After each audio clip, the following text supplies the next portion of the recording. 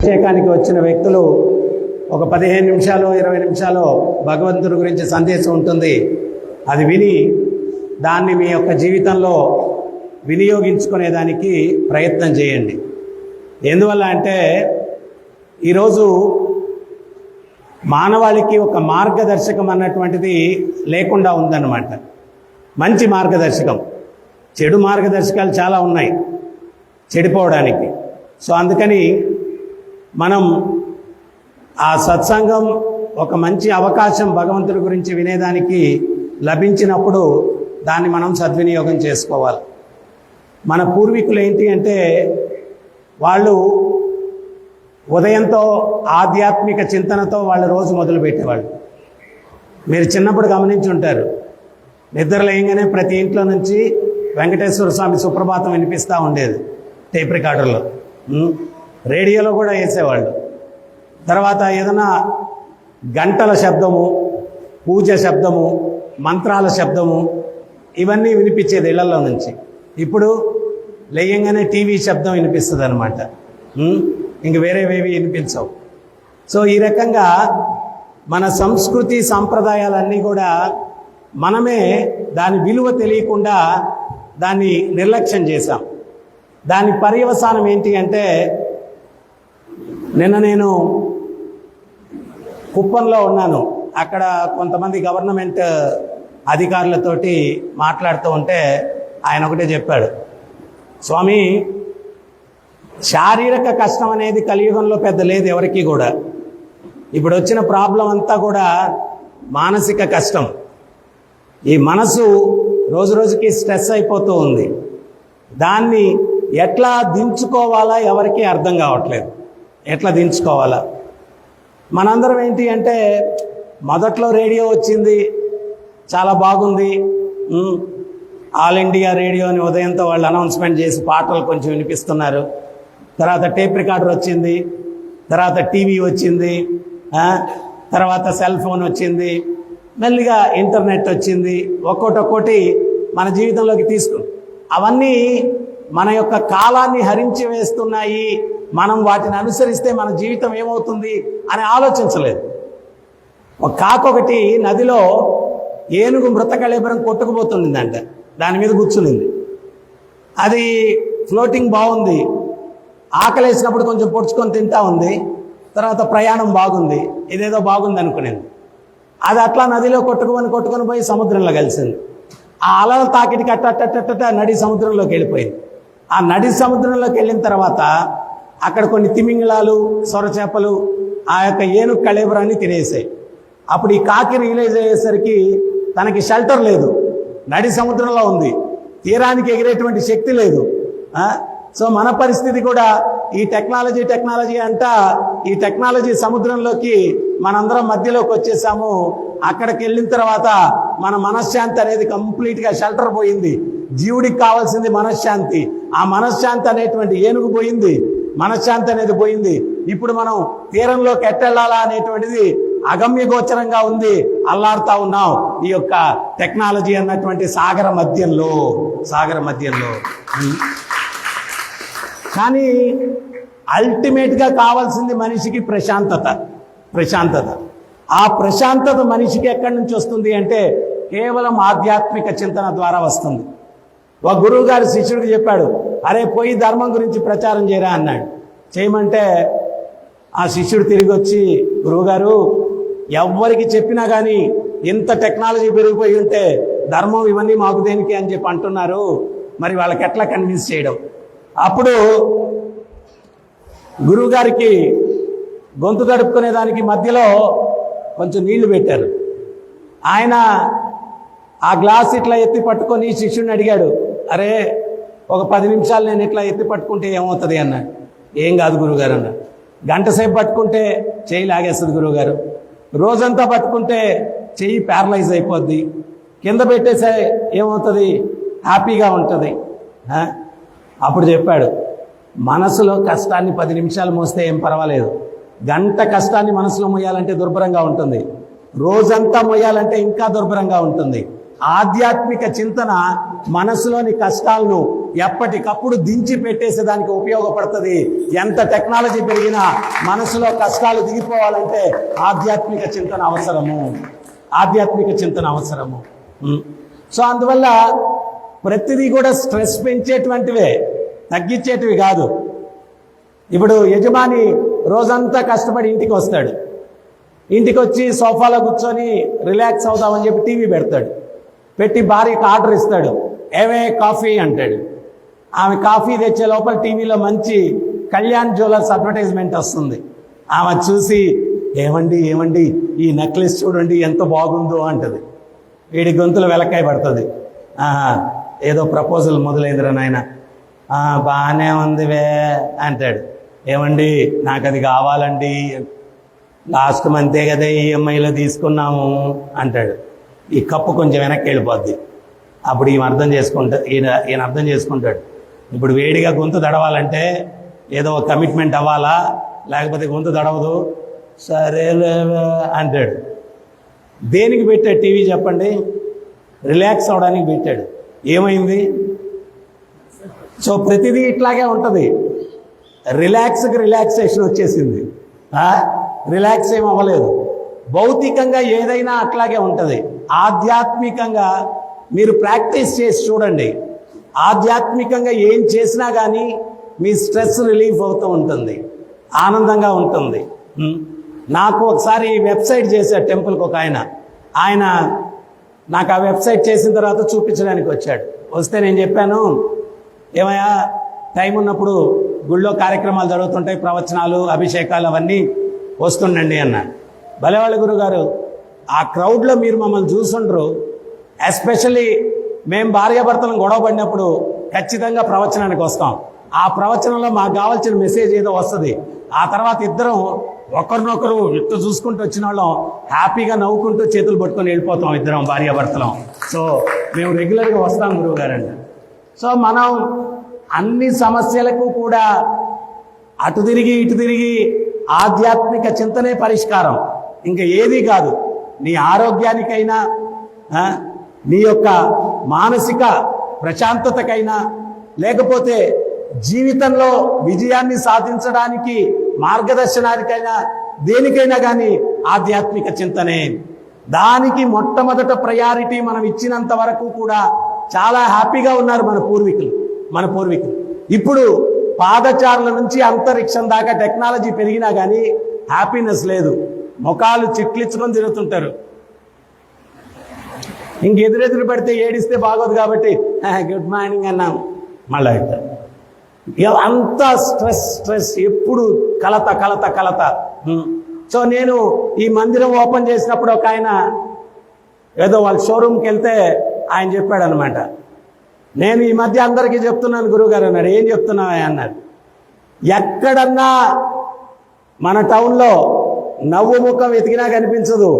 ISKCON గుడికి వెళ్ళండి, అక్కడ భక్తులందరూ సంకీర్తన చేస్తూ ఆనందంగా నవ్వుతూ కనిపిస్తారు అని చెప్తున్నాను గురువుగారు అన్నాడు. సో సున్నాలు ఎన్ని పెట్టుకున్నా విలువ ఉండదు. 100 సున్నాలకు విలువ ఉంటుందా? 1000 సున్నాలకు విలువ ఉంటుందా? 1,000,000 సున్నాలకు విలువ ఉంటుందా? ఒక్కటి చేరిస్తే అన్ని సున్నాలకు విలువ వస్తుంది. సో ఆ ఒక్కడు భగవంతుడు. ఆయనెవరు? ఆనంద సాగరుడు. ఆ ఒక్కడు భగవంతుడి మన జీవితంలోకి తీసుకుంటే ప్రతి క్షణం కూడా ఆనందంగా మనం జీవించేదానికి అవకాశం ఉంటుంది. అయితే దురదృష్టం ఏంటి అంటే, ఎందుకు మరి ఆధ్యాత్మిక చింతనలోకి రారు? ప్రభుపాదులు వారిని అడిగారు ఒకసారి, కృష్ణ చైతన్యం చాలా హ్యాపీగా ఉంటుంది, ఎక్కువ మంది సభ్యులు రారేంటి, ఎక్కువ మంది భాగస్వాములు అవరేంటి అని. అప్పుడు ప్రభుపాదులు వారు చెప్పారు, వజ్రాల మార్కెట్లో తక్కువ మంది ఉంటారు, చేపల మార్కెట్లో, కూరగాయల మార్కెట్లో చాలా మంది ఉంటారు. సో కృష్ణ చైతన్యం వజ్రం, అందుకని చెప్పి అందరూ దాన్ని పొందలేకుండా ఉన్నారండి. తర్వాత ఇంకో సందర్భంలో అడిగారు ప్రభుపాదుల వారిని. అప్పుడు ప్రభుపాదుల వారు చెప్పారు, పందికి హల్వా ఇష్టం ఉండదు, దాని ఇష్టం వేరే అని చెప్పారు.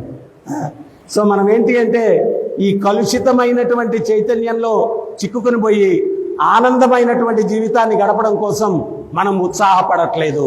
కానీ నిజమైనటువంటి హ్యాపీనెస్ కావాలా అంటే, ప్రభుపాదుల వారు అమెరికాకి వెళ్ళి ఒకరోజు ఉపన్యాసం ఇచ్చారు. అప్పుడు ఒక వ్యక్తి లేచి అడిగాడు, భారతదేశం నుంచి వచ్చినటువంటి సాధువులు ఏదో ఒక మ్యాజిక్ చేస్తారు, మీరేం చేయలేదే అన్నారు. అప్పుడు స్వామి ప్రభుపాదులు వారు చెప్పారు, నేను చేసిన మ్యాజిక్ ఇంతవరకు సృష్టిలో ఎవరు చేయలేదన్నారు. మరి మేము చూడలేదే అన్నారు. అప్పుడు ప్రభుపాదులు వారు చెప్పారు, నా ముందు కొన్ని వేల మంది అమెరికన్లు, యూరోపియన్లు మీరు కూర్చొని ఉన్నారు. కట్టు బొట్టు నడవడిక రాక్షసులు లాంటి మిమ్మల్ని సాధువులుగా చేశాను. ఇంతకన్నా మ్యాజిక్ ఏముంటుంది, ఇంతకన్నా మిరాకిల్స్ ఏముంటుంది? ఈరోజు సమాజంలో కావాల్సింది ఏంటి అంటే వ్యక్తి నడవడికలో మార్పు కావాలా, మనుషుల్లో మార్పు రావాలా. ఒక 20 కుక్కలను గదిలో పెట్టి silence please, love each other అని బోర్డులు పెట్టండి. అవి పాటిస్తాయా? బోర్డులలో ఉండేవి అవునా? పాటిస్తాయా? అవునా? ఏంది silence please, love each other అని పెడితే కుక్కలు పాటించవు, కాట్లాడుకుంటాయి. సో మనిషిలో మృగత్వం, మనిషిలో రాక్షసత్వం ఉన్నంత వరకు సమాజంలో శాంతి ఉండదు. ఈరోజు మన హై లివింగ్ ప్రతి ఒక్కరూ తగ్గేదే లేదనమాట. జీవించడానికి ఏసీలు ఉన్నాయి, పెద్ద పెద్ద టీవీలు ఉన్నాయి, ఇళ్లలో గృహోపకరణాలన్నీ కూడా సూపర్గా ఉన్నాయి. కానీ ఎవరన్నా హ్యాపీగా ఉన్నారా? హ్యాపీగా లేరు. కారణం ఏంటి? వ్యక్తుల మధ్యలో ప్రేమ లేదు. యంత్రాలు ఇప్పుడు అది తిరుగుతూ ఉంది, నేను చేయబెట్టినా మీరు చేయబెట్టినా కట్ చేసేస్తుంది. ఎందువల్ల? అది యంత్రం, దానికి తెలియదు. మనుషులు కూడా యాంత్రికంగా తయారయ్యారు. భర్తల మధ్య ప్రేమ లేదు. అన్నదమ్ములు, అక్క చెల్లెళ్ళు, తల్లిదండ్రులు, పిల్లలు ఎవడు ఎంత ఎక్స్ప్లాయిట్ చేయాలా, ఎవరిని ఎంత వాడుకుని ఆడేయాలా, అంతేగాని ఇచ్చేదే ఉండదు. ఇప్పుడు బ్యాంకులో మీరు అకౌంట్లో డ్రా చేస్తానే ఉంటే డిపాజిట్ చేయకుండా ఏమవుద్ది? ఖాళీ అయిపోద్ది. ప్రభుపాదులు వారు చెప్తారు, జీవితం అంటే లవ్ ఇన్వెస్ట్మెంట్. ఒకరు నువ్వు అతన్ని ప్రేమిస్తే అతను నిన్ను ప్రేమిస్తా, నువ్వు ఇన్వెస్ట్ చేయాలి లవ్. కానీ మనం ఏంటి అంటే నన్నెవడూ ప్రేమించట్లేదు, నువ్వెవరన్నా ప్రేమిస్తున్నావా? అబ్బే. సో వ్యక్తులందరి మధ్య కూడా ప్రేమ లేదు, ఆప్యాయత లేదు. కలిశారు అంటే గొడవే.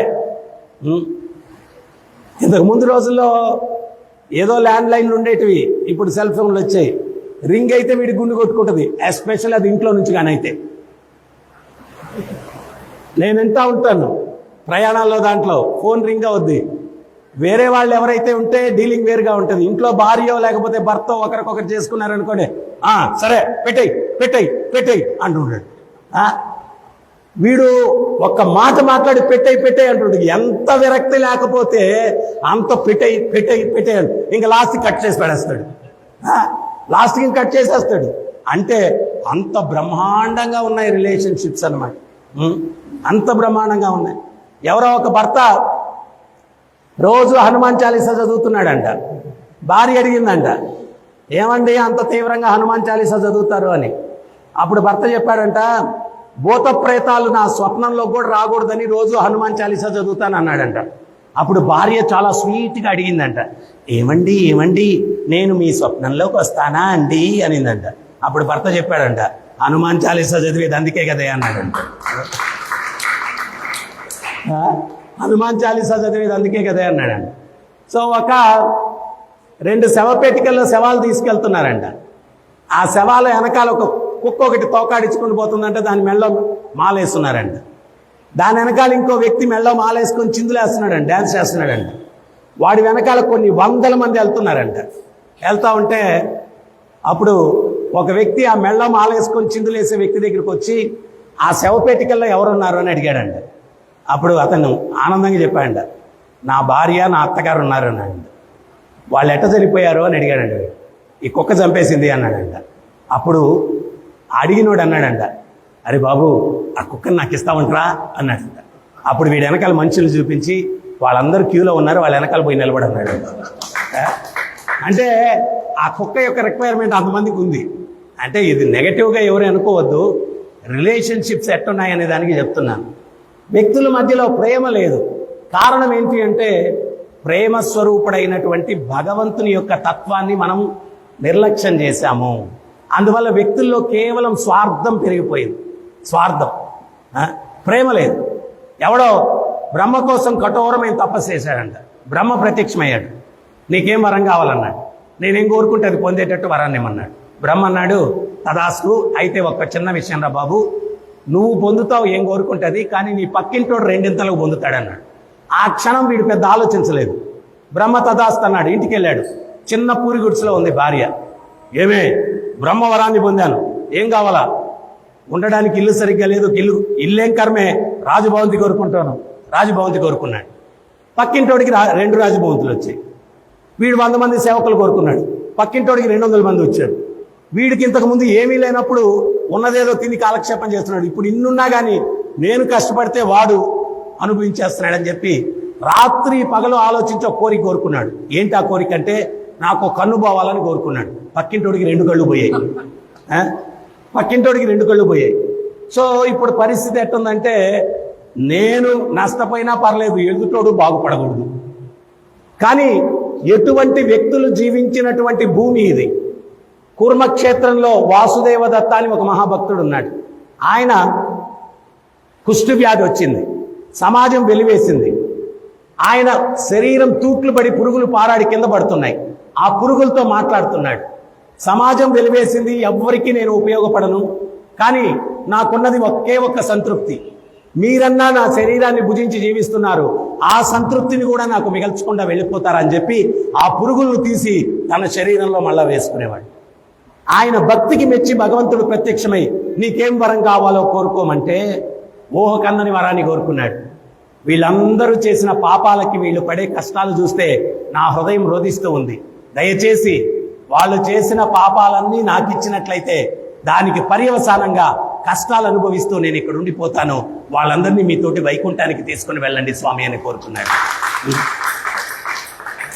పురుగులకు కూడా సేవ చేయాలా అని అంటే, అటువంటి మహాత్ములు పుట్టినటువంటి పుణ్యభూమి ఈరోజు కుటుంబ సభ్యుల్లోనే ప్రేమ అనురాగాలు ఇవన్నీ లేవన్నమాట. ఆ ప్రేమ అనురాగాలు రావాలంటే కలియుగంలో భగవత్ నామాన్ని మనం జపించాలా.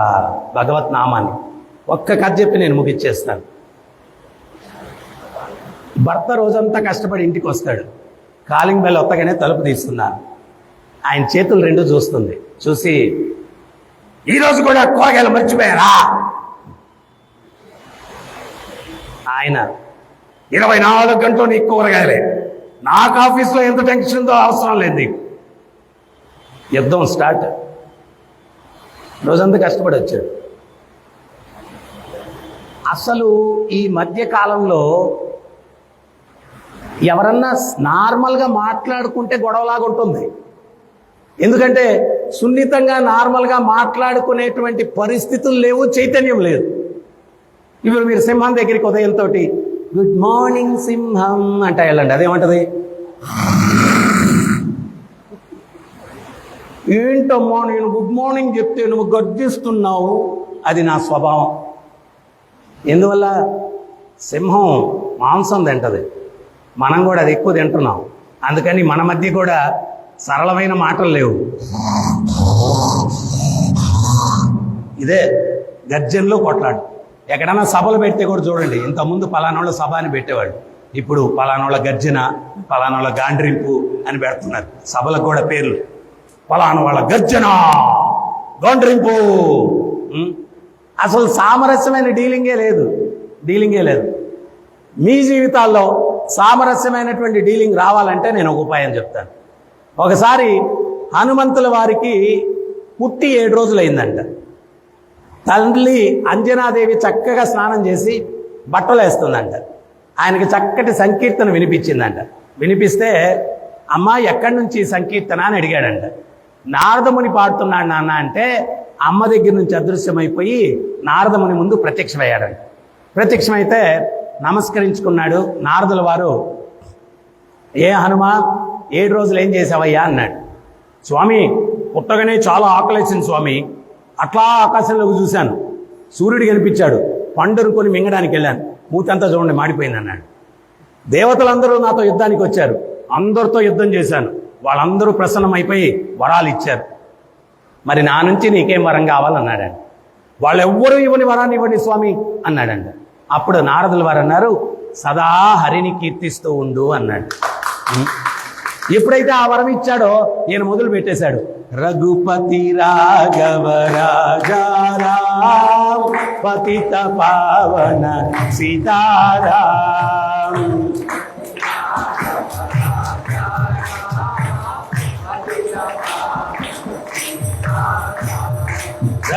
रघुपति राघव राजा राम पतित पावन सीताराम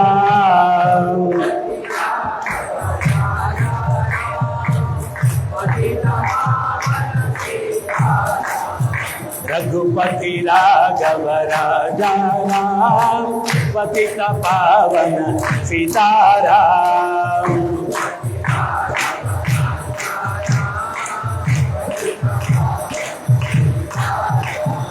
हरे कृष्णा कृष्णा कृष्णा हरे हरे हरे राम राम राम हरे हरे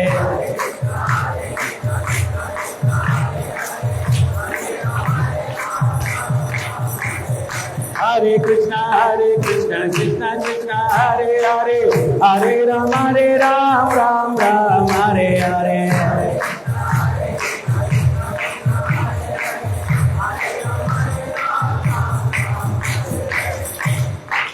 ఈ మధ్య వరల్డ్ హెల్త్ ఆర్గనైజేషన్ కూడా చెప్పింది రోజు 70 చప్పట్లు ఎవరైతే కొడతారో వాళ్ళకి గుండెకి సంబంధించిన రోగాలు రావంట.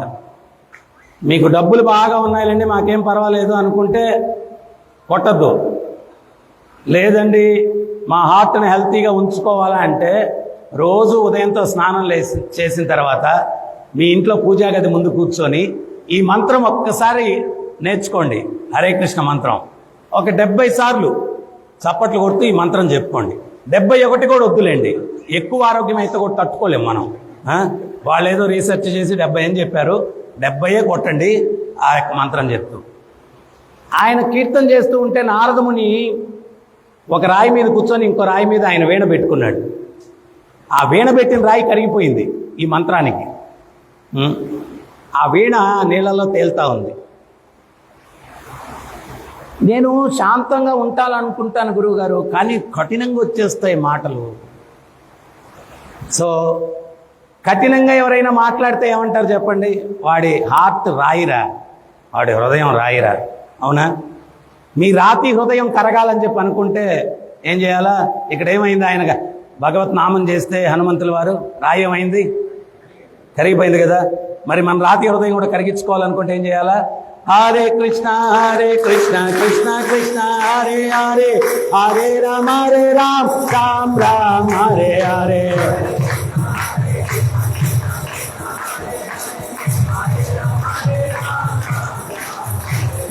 हरे कृष्णा कृष्ण कृष्ण हरे हरे हरे राम राम हरे हरे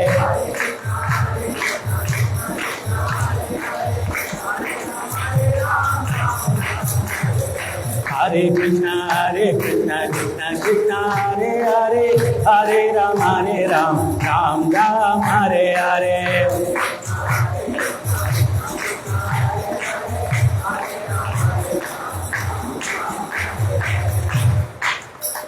నారదముని కొన్ని గంటలు అయిపోయిందంట.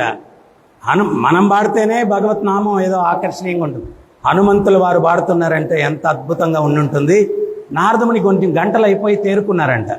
హే హనుమా, నేను ఒక్కడిని మీడియా మ్యాన్ని, ఒకే దగ్గర ఇంతసేపు ఉంటే కుదరదయ్యా, ముల్లోకాలు వార్తలు చేరేయాలా, కొంచెం ఇంకా ఆపే కీర్తన అన్నాడు. హనుమంతుల వారు కీర్తన ఆపేశారు. కీర్తన ఎప్పుడైతే ఆపేశారో ఆ ద్రవ పదార్థంగా మారింది కదా రాయి, అది మళ్ళీ ఘన పదార్థం అయిపోయింది. మనోళ్ళు అడుగుతారు, ఎన్ని రోజులు జపం చేయాలి స్వామి, ఎన్ని రోజులు నామం చేయాలా? ఎన్ని రోజులు చేస్తే అన్ని రోజులు హార్ట్ సాఫ్ట్గా ఉంటుంది. ఎప్పుడు ఆపేస్తే మళ్ళీ హార్డ్వేర్ అయిపోద్ది. సాఫ్ట్వేర్ కాస్త హార్డ్వేర్ అయిపోద్ది. ఆ వీణ ఆ రాయిలో చిక్కుకునింది, తీపోతే రాలా. హనుమంతుల వారితో అన్నారు నారదముని, ఏ హనుమ మళ్ళా కీర్తన మొదలు పెట్టాను. ఈయన ఏం చేశారు? తుర్రుని పరిగెట్టుకుంటూ వెళ్ళిపోయారు. ఈయన కూడా వెనకాల పరిగిస్తున్నారు. ఇంట్లోకి వెళ్ళాడు. ఒక గదిలో నుంచి ఇంకో గదిలోకి, ఇంకో గదిలో నుంచి ఇంకో, మొత్తం తిప్పిచ్చేస్తా ఉన్నాడు. తిప్పిచ్చేస్తా ఉంటే నారదుల వారు వెనకాల పరిగిస్తున్నారు. అంజనాదేవి చూసి నారదుల వారికి నమస్కరించుకొని, ఏ హనుమ, ఏం చేస్తున్నావు నువ్వు? సాధువులతో వేళాకోళాలు వెటకారాలు ఆడుతున్నావా? నారదముని జరిగింది చెప్పాడు. అప్పుడు హనుమంతుల వారు అన్నారు, అమ్మా, వెటకారం కాదు, వేళాకోళం కాదు, మీ నుంచే నేను విన్నాను. ఇటువంటి మహాత్ములు పాదం ఎక్కడ మోపితే ఆ ప్రదేశం పుణ్యతీర్థం అవుతుందని, మన ఇల్లంతా తిప్పిస్తే మన ఇల్లు ఒక పుణ్యతీర్థం అవుతుందని ఇల్లంతా తిప్పిస్తున్నాను. సో మీకు ఈరోజు 2, ఒకటేంటంటే మన హృదయం మెత్తగా తయారవ్వాలంటే రోజు భగవత్ నామం చేయండి. ఒక సాధువుని, నారదముని లాంటి సాధువుని మీ ఇంటికి తీసుకెళ్లాలా అంటే స్వామి ప్రభుపాదుల వారు రచించిన గ్రంథం చిన్నదో పెద్దదో ఒకటి కొనుక్కొని ఇంటికి తీసుకెళ్ళి పెట్టుకొని మీకు మనసు కలత చెందినప్పుడు ఒక్క పేజీ చదవండి. ఎంత రిలాక్స్ అయిపోతారో మీరే మళ్ళీ నాకు వచ్చి చెప్పచ్చు అనమాట. చిన్నదో పెద్దదో పుస్తకం ఒకటి తీసుకెళ్ళి ఇంట్లో పెట్టుకోండి. ప్రతిరోజు మందిరానికి వచ్చే అవకాశం ఉండదు. ఆ పుస్తకం తెరిచి ఒక్క పేజీ చదవండి. ఎంత రిలాక్స్ అయిపోతారంటే అంత. ఎప్పుడు మనసు కలత చెందినా ఒక మాల ఇంట్లో పెట్టుకొని 108 సార్లు ఈ మహామంత్రాన్ని జపించండి.